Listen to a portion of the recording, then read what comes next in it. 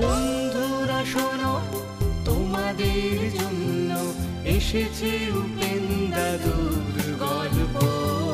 বন্ধুরা শোনো, বন্ধুরা শোনো, বন্ধুরা শোনো, তোমাদের জন্য এসেছে উপেন দাদুর গল্প। বন্ধুরা শোনো, বন্ধুরা শোনো।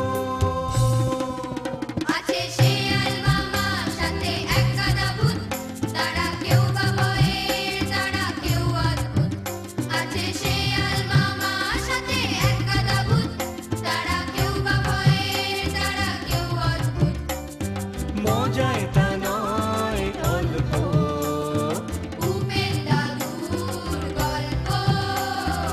উপেন দাদুর গল্প।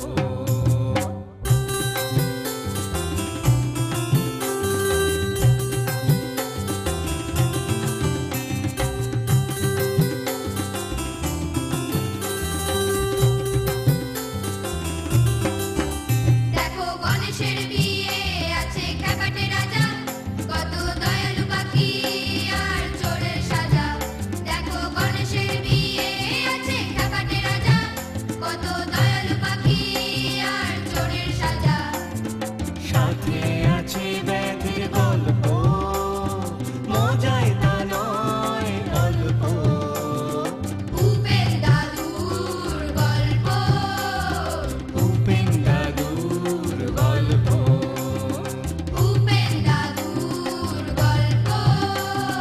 উপেন দাদুর গল্প। উপেন দাদুর গল্প। উপেন দাদুর গল্প। উপেন দাদু গল্প। উপেন দাদু গল্প।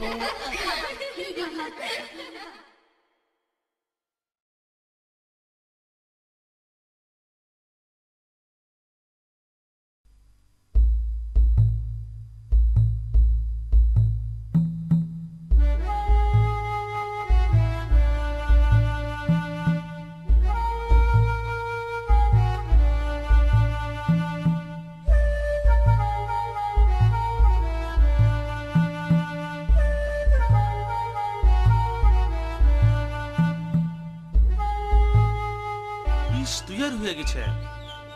আমি শিকারে যাওয়ার জন্য তৈয়ার হয়ে নিচ্ছি। তুই তীর গুলান বিষে চুপাই নে। বনের যে কোনো জন্তুর গায়ে এই তীর বিঁধলেই সে মরে যাবে। এ বড় ভয়ানক বিষ রে, গায়ে বিন্ধার সাথে সাথেই মরে যাবে। নে কাজ শুরু কর।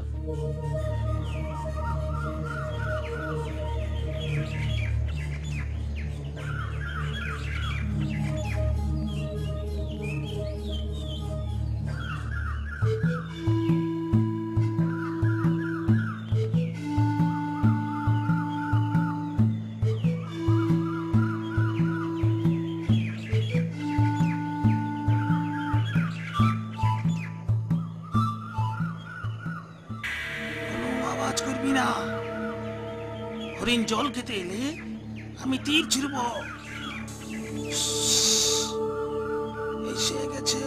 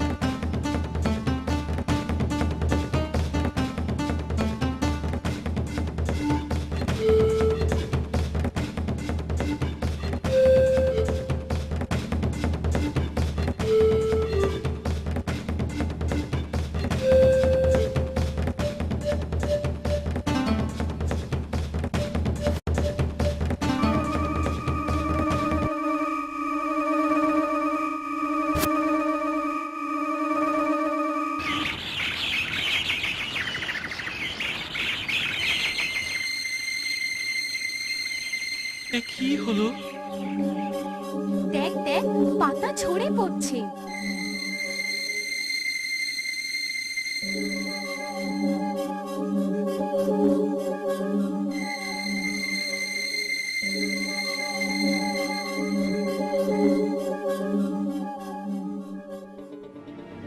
চল চল, অন্য গাছে বাসা বাঁধি। চল চল। না না, যেও না। কতদিন ধরে এই গাছ আমাদের আশ্রয় দিয়ে আসছে, ওকে ফেলে যেও না। তা কি করে হবে? ও আমাদের আর কোনো উপকারে আসবে না। ও সম্পূর্ণ মৃত এখন। ওর এই দুঃখের দিনে ওকে ছেড়ে যেও না। কত ঝড়ে ওর আশ্রয়ে আমরা নিরাপদে থেকেছি, ওর ফল আমরা খেয়েছি। কিন্তু আমাদের নিজেদের কথা ভাবতেই হবে। অত কথার কি দরকার? সুখ যদি থাকতে চায় থাক, আমরা যাই চলো। হ্যাঁ হ্যাঁ, চল যাই।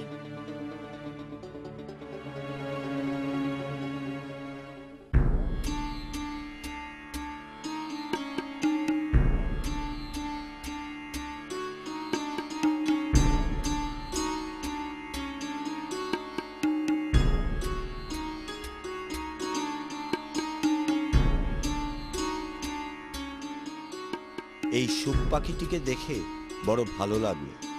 সবারই এরকম মানসিকতা থাকা উচিত, কিন্তু এরকম মানসিকতা দেখতে পাই কই? নারায়ণ নারায়ণ। দেবরাজ ইন্দ্র, আপনি যথার্থই বলেছেন। আমি আপনার সাথে সম্পূর্ণ একমত। দুদিন হয়ে গেল শোক কিছু খাচ্ছে না। ওই গাছটির জন্য ও বোধহয় নিজের প্রাণ বিসর্জন দিতেও দ্বিধা করবে না। আমারও তাই মনে হয়। অন্যান্য সব পাখিরা চলে গেলেও ও নিজের জায়গা থেকে একটুও সরেনি। চলুন দেবর্ষী নারদ, দেখি এরপর ও কি করে।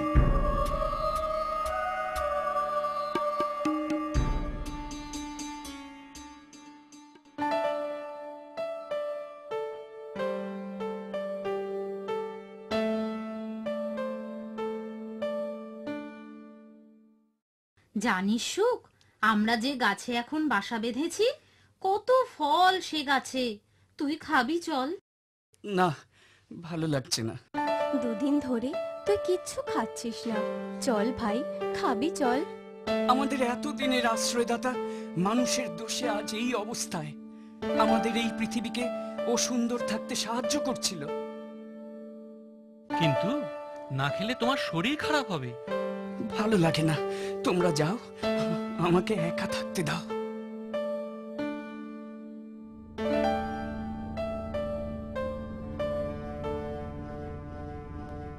দেখলেন তো দেবর্ষী নারদ, সুখ পাখিটি কিছুতেই ওর আশ্রয়দাতাকে ছেড়ে যেতে রাজি হলো না। নারায়ণ নারায়ণ। সত্যি এরকম যে দেখব একদম ভাবতে পারিনি। না, এরপর আর অপেক্ষা করার কোনো মানে হয় না। বেশি দেরি হলে ওকে আর বাঁচানো যাবে না। হ্যাঁ দেবরাজ, আমারও তাই মনে হয়। এবার ওর কাছে যাব, ওকে বোঝাতে হবে, তবে ছদ্মবেশেই যাব। বেশ, আমি তবে আপনার জন্য এখানেই অপেক্ষা করছি। নারায়ণ নারায়ণ।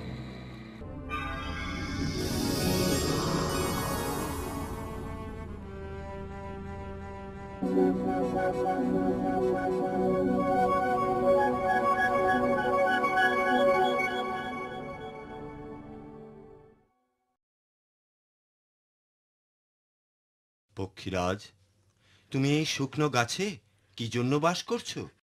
আমি আপনাকে চিনতে পেরেছি দেবরাজ, আমার প্রণাম গ্রহণ করুন।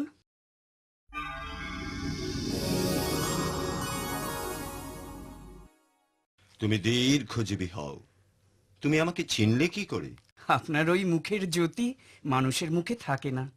তুমি বুদ্ধিমান, অথচ অন্য গাছে চলে যাচ্ছ না কেন?